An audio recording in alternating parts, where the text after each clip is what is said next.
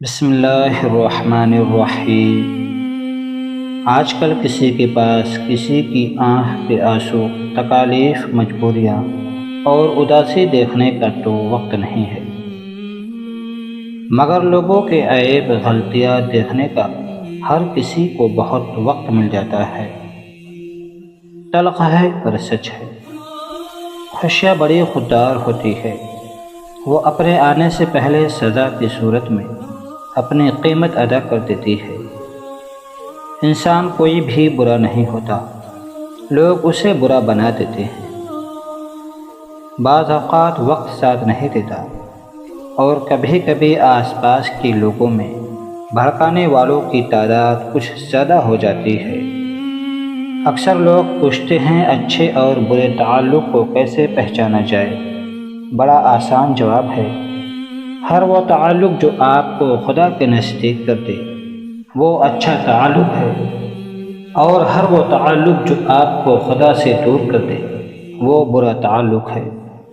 پرانے زمانے کے لوگ بہت بھلے ہوتے تھے، ان کو مٹھی بھر محبت دی جائے تو جواباً عمریں وار دیتے تھے۔ اب لوگ سمجھدار ہو گئے ہیں، اب ان کو محبت دی جائے تو وہ بدلے میں سبق دیتے ہیں، محبت نہیں۔ ساری دنیا آپ کے سامنے جھکے، ایسی دعا کبھی مت مانگنا، لیکن دنیا کی کوئی طاقت آپ کو جھکا نہ سکے، یہ دعا ضرور مانگنا۔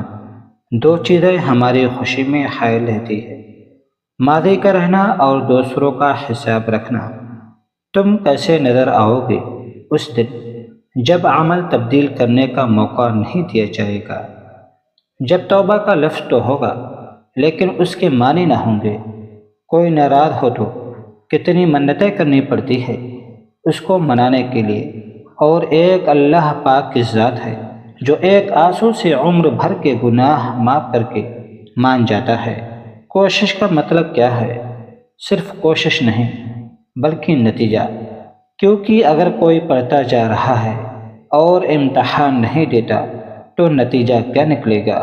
میں نے ایک مدت تک لوگوں کو پرکھا ہے، لوگ کبھی بھی خوش نہیں ہوتے، نہ آپ کی خاموشی سے، نہ آپ کی گفتگو سے۔ اگر ساری دنیا بھی غلط کا ساتھ دے اور سچ کا ساتھ دینے والا صرف ایک ہو، تب بھی غلط صحیح نہیں ہوتا، جھوٹ سچ نہیں ہوتا۔ ہاتھوں سے موتی بکھر جائے تو انہیں سمیٹنا آسان ہے، مگر دل سے کسی کی ذات بکھر جائے تو اس کا سنبھلنا بہت مشکل ہوتا ہے۔ غیر جب تک غیر رہتے ہیں اپنے لگتے ہیں، اور جیسے ہی ان کو اپنا بنا لیا جائے تو وہ غیر بن جاتے ہیں۔ اگر آپ کی ذات لوگوں کے لیے پھلدار درخت جیسی نہیں ہے تو کوشش کریں آپ کا کردار لوگوں کے لیے سایہ دار درخت جیسا ضرور ہو۔